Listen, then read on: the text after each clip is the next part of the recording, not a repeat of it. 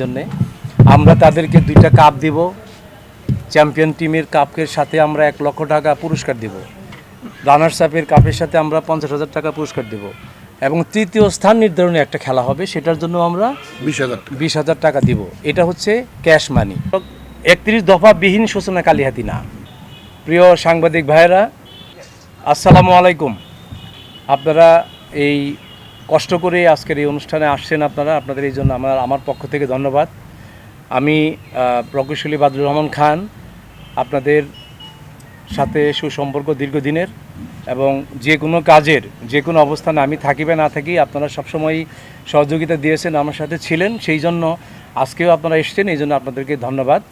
তো এই সূচনা কালিহাতির ফুটবল টুর্নামেন্টটা এটা একটা, আমি নিজে রাজনৈতিক ব্যক্তিত্ব, আমার যে কোনো কাজের সাথেই রাজনীতির সংশ্লিষ্টতা থাকবেই এবং আমার রাজনীতি, আমার দেশ, আমার দল, আমি এটা সবসময় থাকবই। কিন্তু এই ফুটবল টুর্নামেন্টটা যেহেতু সার্বজনীন, সকল মালয়েশিয়ার সবার জন্যে, খেলোয়াড় যারা বাংলাদেশের ন্যাশনাল টিমে খেলেছে, জাতীয় পর্যায়ে খেলেছে, ডিস্ট্রিক্ট পর্যায়ে খেলেছে এবং থানা পর্যায়ে খেলেছে, আপনারা জানেন যে এই স্কুল মাঠের এই স্কুলের টিম দুইবার বাংলাদেশের স্কুল ফুটবল টুর্নামেন্টে 2বার চ্যাম্পিয়ন হয়েছে। এটা একটা বিশাল ব্যাপার সারা বাংলাদেশে। এবং এই যে আমার সাথে বসা আছে, উনি হচ্ছেন আমার চাচা আব্দুল মালেক, উনি হচ্ছেন আমাদের এই ম্যানেজমেন্ট কমিটির সভাপতি। উনি ন্যাশনাল টিমে খেলেছেন, বিডিআরে খেলেছেন, অনেক প্রতিযোগিতা তৈরি করতে আরও বাইরে থেকে 2-3টা টিম আমাদেরকে আনতে হয়েছে। এমত অবস্থায় যেহেতু বাইরে থেকে টিম আসছে, সুতরাং ইউনিয়ন পৌরসভার যে টুর্নামেন্ট ছিল, এটা কিছুটা ডিস্ট্রিক্ট পর্যায়ের একটা ফ্লেভার চলে আসছে। তো আমরা যেটা করেছি সেটা হচ্ছে যে আমরা এই ফুটবল টুর্নামেন্টের একটা বিশেষত্ব হচ্ছে আমরা প্রত্যেকটা টিমকে আমরা তাদের জন্য জার্সি দিব। এই যে জার্সিটা হচ্ছে এরকম, যেমন এটা আগামীকালের খেলা দুর্গাপুর এবং কালিহাতির, আমরা এই দুর্গাপুর এবং কালিহাতির দুইটা জার্সি 2টা টিমকে আমরা দিয়ে দিচ্ছি। এবং আমরা প্রত্যেকটা টিমকে প্রতিদিন যে খেলতে আসবে তাদের আসা যাওয়ার খরচ বাবদ আমরা একটা কনসিয়াস দিব চা পানি খাওয়ার জন্যে। আমরা তাদেরকে 2টা কাপ দিব। চ্যাম্পিয়ন টিমের কাপের সাথে আমরা 1 লক্ষ টাকা পুরস্কার দেব। রানার্স আপের কাপের সাথে আমরা 50,000 টাকা পুরস্কার দেব এবং তৃতীয় স্থান নির্ধারণে একটা খেলা হবে, সেটার জন্য আমরা 20,000 টাকা দিব।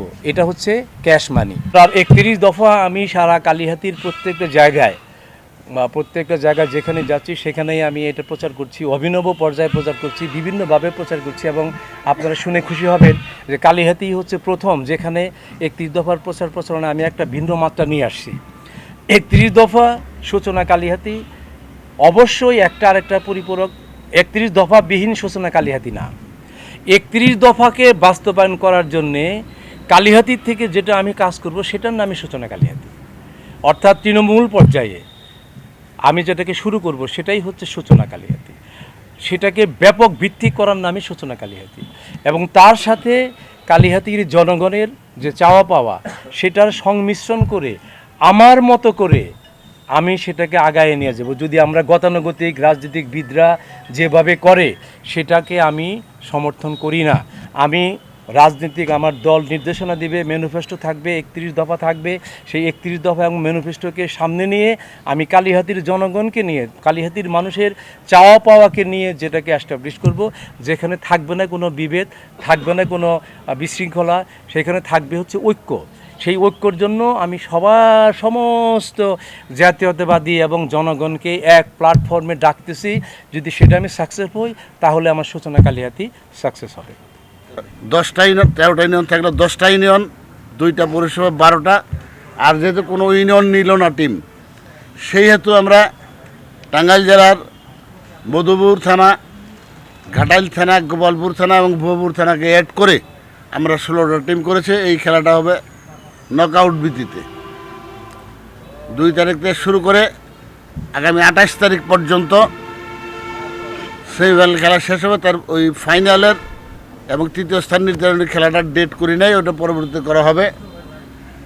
আমি আশা করব যে এই খেলায় সারা কালিহাতিতে, সারা টাঙ্গাইল জেলায় সূচনা কালিহাতির যিনি আয়োজক, পৃষ্ঠপোষক, তার নাম ছড়িয়ে পড়বে।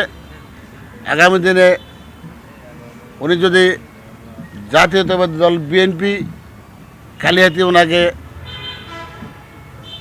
মনোনয়ন দেন, হয়তো ওনার অবস্থান অনেক এগিয়ে যাবে। এই নিরিখে আমি আপনাদেরকে দাওয়াত করব, অনুরোধ করব যে প্রতিটি খেলায় আমরা আপনাদের জন্য মঞ্চ করেছি, বসার ব্যবস্থা করেছি, ডাক্তার থাকবে, খেলোয়াড়রা থাকবে, আপনারাও প্রতিটা খেলায় থাকবেন এবং সেটা যেন পেপারে খেলাটা আসে প্রতিদিনের খেলার। এইটুকু বলে আপনাদের সুস্বাস্থ্য কামনা করে, সকলের সার্বিক সুস্বাস্থ্য কামনা করে আমি আমার কথা শেষ করছি। আসসালামু আলাইকুম।